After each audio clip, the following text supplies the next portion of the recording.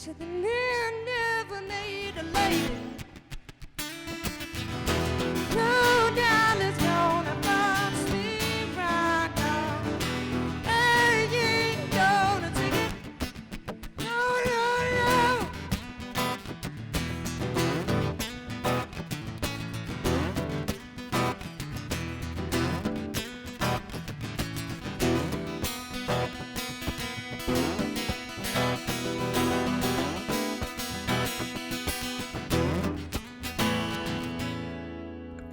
Marie Cornell has been in the music since her childhood.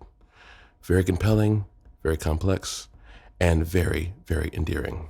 Let's hear what she has to say. My name is Marie Cornell. Now, first question I was asking, how long have you been playing? I've been playing guitar since I was 11. I've been singing my entire life. Ah, okay. And what are some of your influences? Because I hear a lot of different genres in what you do. Yeah. So the biggest ones are Fleetwood Mac, Bon Iver, and I'm also really influenced by Herbie Hancock. Okay. I like some of the jazz stuff. Okay. And now you've been, how long have you been performing in public? I've been taking it seriously for about 1.5 years now. Okay, so you've been... All right, so in 5 years from now, I plan on having an album out and touring with a band to promote the album. I plan on maybe just more opportunities. I'm always on the lookout for experiences and opportunities. And you said something about the joys of being creative. The joys of being creative. Yeah, what do you enjoy about what you're doing? Again, experiences and opportunities is a big one. And I really, really enjoy playing with other musicians because once you open that door, your song can be interpreted in so many different ways, and I think that that's really beautiful. Thank you very much. Okay, and where can people find you on, last question, where can people find you on social media? On Instagram, it is officially Marie with a 0 where the O should be. On Facebook, it's Marie Cornell. And all of that stuff is on my website as well. It's mariecornell.com. Excellent. Thank you very much. Thank you for having us. Absolutely. Thank you for having me. When we sell our soul, 'cause this world's like an ice cube, trying to see through it kinda cold. Tiptoe on the landmine, screaming out at the top of my lungs. The upside is the downside, still I'm out here singing this song. Ah, baby, 'cause heaven is all mine, right here, right now. Heaven in your eyes, heaven's right here when it's next to you. Heaven is here. Monty Sweet brings soul, rock and roll, and blues in a very complicated and beautiful display of artistry. He has been in the music game for years now. Let's hear what he has to say. Are your artist name? Monty Sweet is my name. Okay, perfect. Thank you. And now, most importantly, how long have you been doing what you've been doing? Oh, I've been playing music for quite many years, since I was probably 19 years old. I'm 55 now, so a lot of years. Okay. I played professionally for about 25 years down in South Florida. I was in a band called Stonehouse, and we were a national touring act. We were signed and we were on Island Records. And we toured with the Allman Brothers and with the Black Crowes and a bunch of different groups. And then in about 1999, I took a break and started a family. Got out of music completely. And then about 4 years ago, my wonderful wife talked me back into music, and I got back into music. So I've been back at it for about 4 years now. So, which I'm happy to be back. Yeah, exactly. So I kind of I dove in head first since then. And now, what are some of your influences? Because I hear a lot in your music. I have tons of influence. I grew up in South Florida down near Miami, so I have a lot of Latin music influence, but I'm a huge Steely Dan fan. I love Steely Dan. I love blues. Blues is foremost my first passion and inspiration. So I love Little Walter, Little Charlie and the Nightcats, all the old blues greats. And I'm a big jazz fan too. I love jazz. And 70s, 60s and 70s funk is a passion too. So, you know, I can't really say what's my favorite, but I have an I love everything.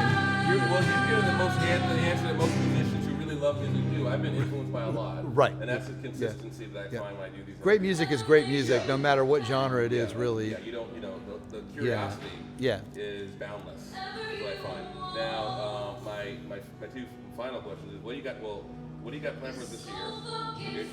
Okay. I know you got plans. You I have, do. You have that twinkle in your I eye. have a lot of plans. Okay, it's like Batman is found a new gadget. Right, exactly. So last year I built a studio on my property here in Chesapeake on my own. I built it with my own hands.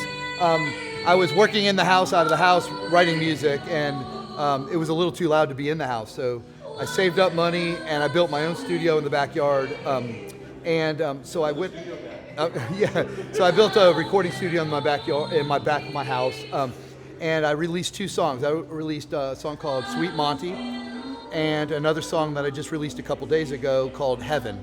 And I have plans for releasing 2 more on my own, 2 more solo Monty Sweet solo songs, and I'm forming a band right now called the Magnificent Groove Collective, which is some local players that we're putting a band together, and after my 4 solo releases, we're going to release a 5-song EP together with the majority of the material that I've written. So we're going to play it, and so my music is not really a solo project. It's more of a communal kind of band feel, and that's really what I grew up on doing. So that's the plans.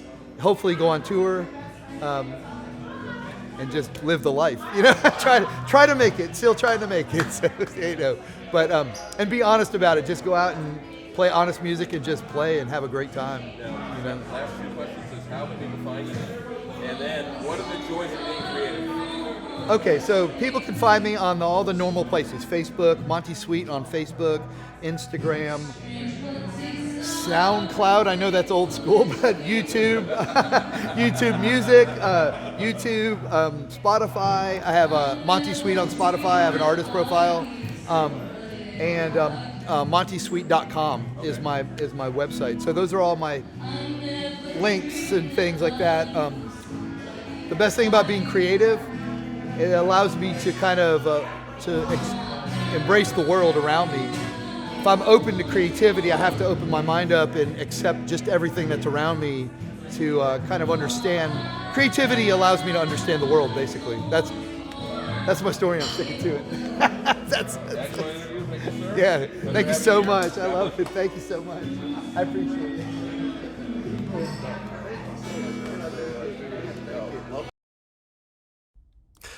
Jorge Mendez is the poet of poets.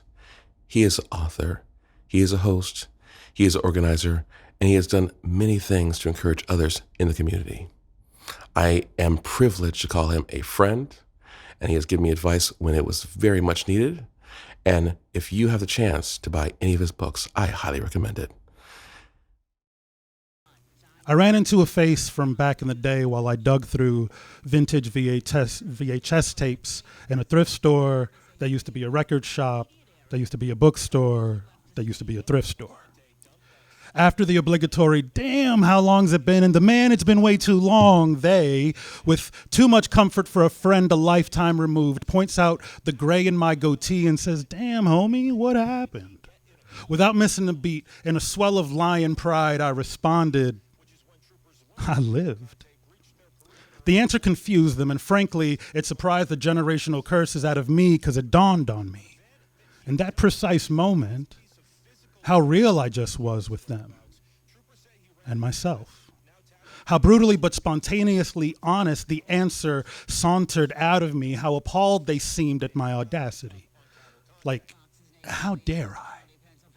Me, the one that became a threat to myself. How dare I stand here living after I said I would die without them? How dare I live? How dare I learn to breathe? And how dare I forgive myself for being a mocking echo instead of responding to my own SOS? How dare I teach myself that broken is just an opportunity to rebuild, to put something new together? How did I manage to hold myself together when no one else offered glue? Like who the fuck do I think I am out here being happy as fuck? Well, I lived. I saw the brilliance of newborn days and recognized their broken beauty. I poured life back into myself like an infinity fountain and carved myself out of a misunderstanding with my inner child. I finally learned to live, but only after dying 1,000 deaths. These gray hairs in my chin hold memories both delicious and vile, stored away like dusty VHS tapes, the images hard to make out through the decades of deterioration and forgiveness. I do my best to adjust the tracking, to see what's important, to remember what I value, and to live. To live until my last dark hair goes gray.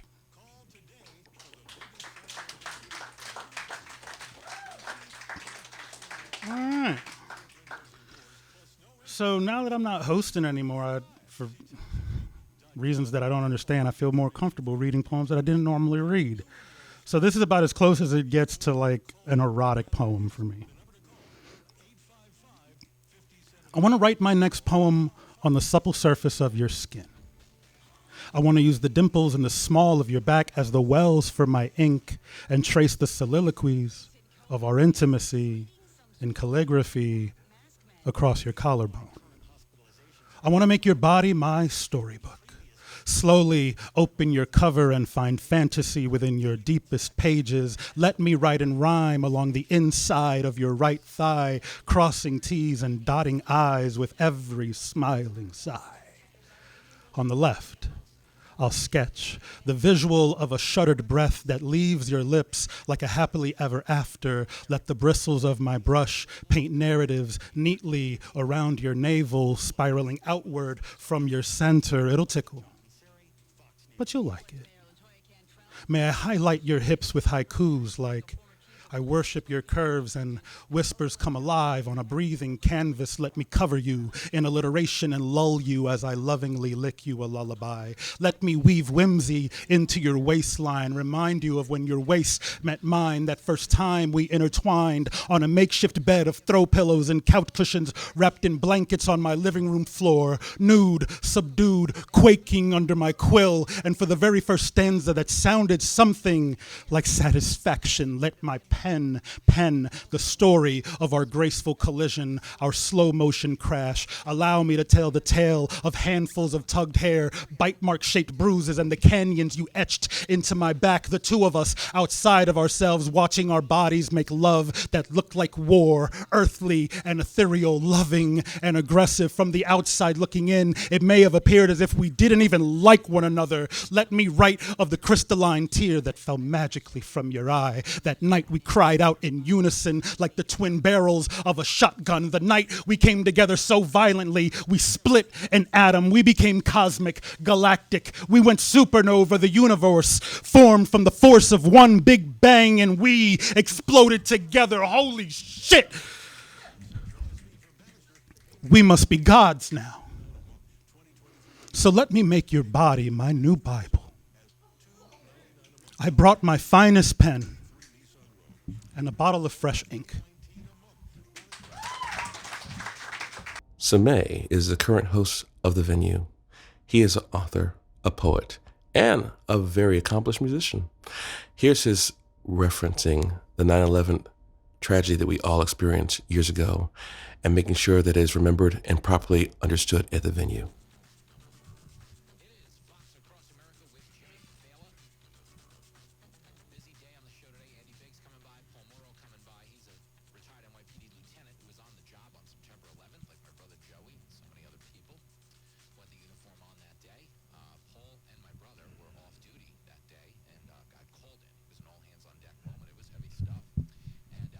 All right.